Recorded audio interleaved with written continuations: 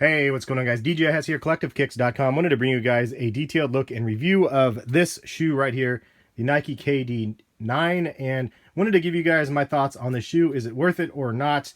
And it's kind of a loaded question in a sense because, people place value in things that other people don't. So keep that in mind. But I'll give you guys my thoughts and opinion on the model. Also, the price points going down at $150. From the previous year, I believe they were like $180 or so.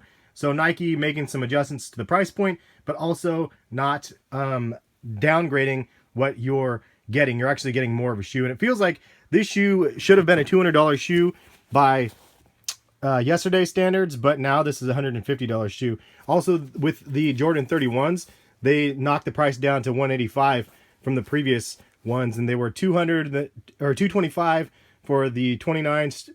30s were $200, and then now the 31s are $185, and it seems like you're getting more for less. So similar to this, you're getting more for less. You have on the front section, you do have, as you can see, some Flyknit on the upper, and then on the back area, it looks like it's just a padded, cushioned regular material, mesh material. And the other thing is you still get the full-length articulated Zoom Air, which is very similar to that of the KD7 that you can see here. So this one is caged in red, but you can see that these have the visible zoom strands through the entire upper. And so, it looks very similar, but the traction pattern is completely different.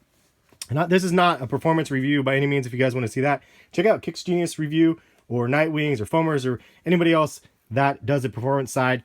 I did see Kicks Genius's video, and they said the traction was actually pretty good on these. And also that they changed the front section, so it kind of flexes right here a little bit better from the previous kind of look to that. So I think that they made some small but important changes on the sole and the traction. And then you have the cushioning of the Zoom Air, which is a big plus. Now, the reason why I had the LeBron 10 out here is for comparison to the cushioning on the 10s. So I'm not trying to showboat or anything. Sometimes I've seen some comments that are like, oh, he's pulling out unnecessary shoes for comparison.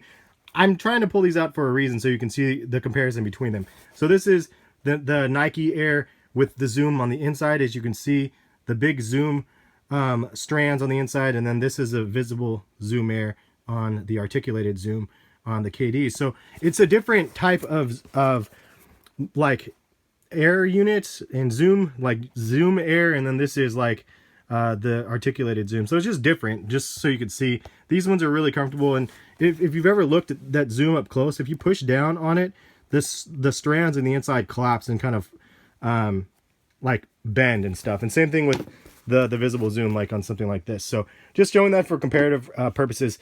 And then the other comparison that a lot of people made from the beginning, from the very first moment we saw this shoe, everybody said it looks just like this shoe. And to be 100% honest, I actually like the look of the Lillards better. The main thing that looks very, very similar in the silhouettes are the tongues that kind of elongate out, but the back section right here kind of curves up, and the Lillards, it's a little bit more of a less of an incline, as you can see. I think that all in all, the Lillards look really, really clean. The way that they have the patterns on the upper, and then the heel cup as well, I actually really like that also. Very minimal branding on this KD model. Doesn't have anything really major on the tongue. It's really, really small letters, 35 there on the tongue. And then KD on the back is pretty much all we get. Signature on the inside. But very minimal branding. A Nike swoosh on this side and this side of the shoe. Nothing like in the front, usually what we get, but that's because of the Flyknit up on the front area. All in all, I think it's a decent looking model. The downside to this shoe, and the biggest downside in my opinion, is the fit. It's a really weird fit unless you have a foot that's shaped like an L, like KD. Like, this is a really, really, really difficult shoe to get on your foot. It kind of reminds me of the LeBron 13 in a sense. It was a little difficult to get that shoe on as well, because they have this whole lockdown thing here with just the attached tongue. And that was one thing I liked about this one. The previous model is it was a detached tongue, and you can just slide it on and you can wear these casually like this. You don't really have an option to wear these casually because this is not form-fitting. It's just really hard to slip on. The other thing that's really weird about this shoe is the look. It looks really, really long for some reason. It looks like you have a super long clown foot for some reason, and it's even the same size as the other model. So I thought that was kind of interesting, why it makes it look longer than it really is.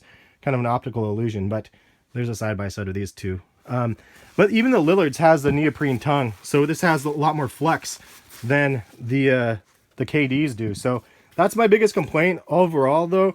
Like, this is like a performance shoe that you can get for $150 now, and I think that's probably going to be the more attractive side of things. However, I do have a Nike ID coming of these that I was really proud of, and hopefully they look good when we get them in person. So I'll keep you guys posted on that. I'll show you guys what they look like on feet right here. So what do you guys think about the on-feet look of the KD9? Again, I think it looks really long-footed because of the lockdown, and then I don't know, I don't really know why, but maybe it's just the optical illusion of the colors of the shoe. It just looks like a clown foot for some reason.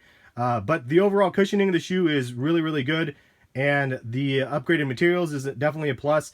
I hear these are great shoes to hoop in, but there's a lot of competition out there nowadays for some better prices. So it's kind of good that Nike is just kind of checked themselves on the price points, and hopefully we'll see a decline in the prices. It would be really great to see a KD model again around $100. I know that's impossible, but between the KD4 and the KD8, I did that comparison. It was like $95 to $180. Crazy amount of inflation for 4 years for a model. So I'm glad to see this one drop back a little bit. But anyway, hopefully you guys enjoyed the video. If you guys did, hit the thumbs up button, leave some comments. Let me know what you guys think about the shoe, and we'll catch you guys for some more videos soon. Peace, guys.